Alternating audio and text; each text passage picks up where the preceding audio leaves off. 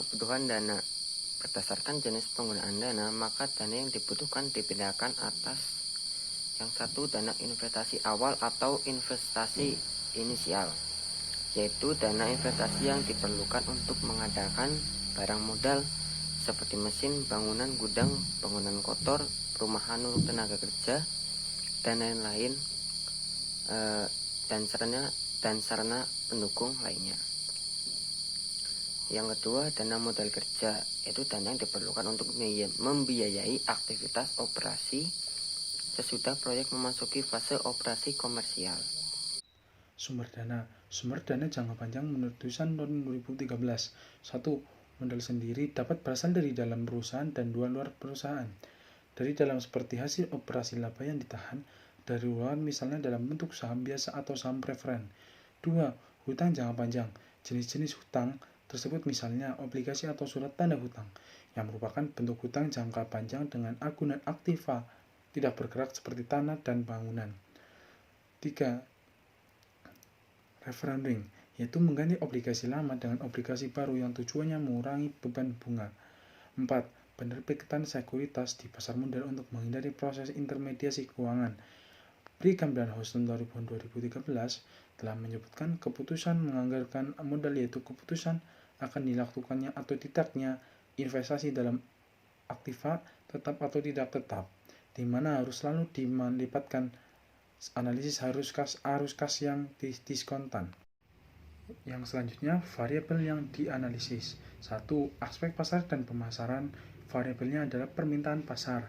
2. Aspek keuangan. Variabelnya yaitu initial cash flow, operational cash flow, terminal cash flow, dan umur ekonomis tingkat diskonto. Assalamualaikum warahmatullahi wabarakatuh. Perkenalkan, nama saya Gilang Ramadan. Saya akan menjelaskan mengenai investasi. Investasi diartikan sebagai keputusan mengeluarkan dana pada saat sekarang ini untuk membeli aktiva real seperti tanah, rumah, mobil, dan sebagainya, atau aktiva keuangan seperti saham, obligasi, reksadana, wesel, dan sebagainya, dengan tujuan untuk mendapatkan penghasilan yang lebih besar di masa yang akan datang.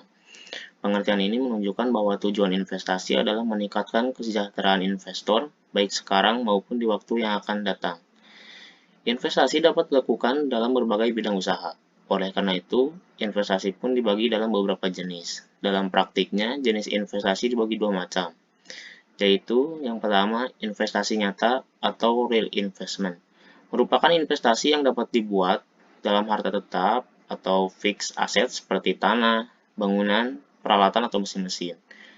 Yang kedua adalah investasi finansial atau financial investment. Merupakan investasi dalam bentuk kontrak kerja, pembelian saham atau obligasi, atau surat berharga lainnya. Tentunya sebelum melakukan investasi, investor akan menilai kelayakan investasi tersebut dalam beberapa aspek. Aspek yang pertama adalah aspek pasar dan pemasaran. Pengertian pasar secara sederhana dapat diartikan sebagai tempat bertemunya para penjual dan pembeli untuk melakukan transaksi. Pengertian pemasaran yang dilakukan oleh Kotler adalah suatu proses sosial dan manajerial dengan tujuan individu dan kelompok untuk memperoleh apa yang mereka butuhkan dan inginkan dengan cara menciptakan serta mempertukarkan produk dan nilai dengan pihak lain. Aspek ini menyangkut segala hal yang ada atau tidaknya peluang pasar untuk sebuah produk yang akan dibuat oleh perusahaan. Yang kedua adalah aspek keuangan. Aspek keuangan, tujuan menganalisis aspek keuangan dari suatu studi kelayakan adalah untuk menentukan rencana investasi melalui perhitungan biaya dan manfaat yang diharapkan dengan membandingkan antara pengeluaran dan pendapatan seperti ketersediaan dana, biaya modal, kemampuan proyek untuk membayar kembali dana tersebut dalam waktu yang telah ditentukan dan menilai apakah proyek akan berkembang terus. Analisis aspek keuangan memerlukan data yang akan dipakai untuk mencari besar jumlah yang dibutuhkan dalam perhitungan dan teori yang mendukung dalam penilaian studi kelayakan meliputi kebutuhan dana, sumber dana, biaya modal, dan struktur modal, nilai waktu dari uang, depresiasi, amortisasi, dan pajak. Hasil analisis elemen-elemen sebagai bagian dari aspek keuangan di atas nantinya akan berupa suatu pernyataan apakah rencana bisnis dianggap layak atau tidak. Husnan dan Muhammad berpendapat ada 5 metode yang bisa digunakan untuk menilai aspek keuangan, yaitu metode average rate of return. Merupakan metode yang digunakan untuk mengukur tingkat keuntungan yang diperoleh dari suatu investasi.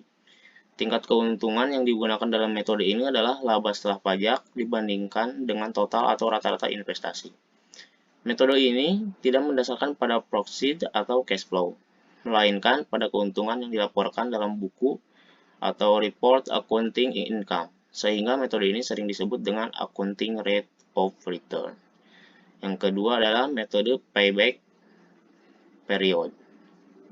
Suatu pengembalian modal investasi melalui keuntungan atau profit dalam kurun waktu tertentu.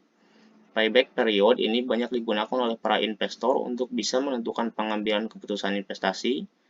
Keputusan tersebutlah yang nantinya akan dijadikan sebagai penentu investasi pada suatu proyek. Pada umumnya, mereka para investor tidak terlalu senang dengan investasi yang payback time-nya terlalu lama. Yang ketiga adalah metode net present value. Merupakan metode yang dilakukan dengan cara menghitung selisih antara nilai sekarang dari aliran kas masuk bersih, proceed, dengan nilai sekarang dari biaya pengeluaran suatu investasi, atau outlays. Yang keempat adalah metode internal rate of return. Secara sederhana, internal rate of return adalah indikator tingkat efisiensi dari sebuah investasi. IRR juga dikenal sebagai metode untuk menghitung tingkat bunga suatu investasi dan menyamakannya dengan nilai investasi saat ini berdasarkan perhitungan kas bersih di masa yang akan datang. Yang kelima adalah metode probability index. Metode pendekatan yang hampir sama dengan NPV.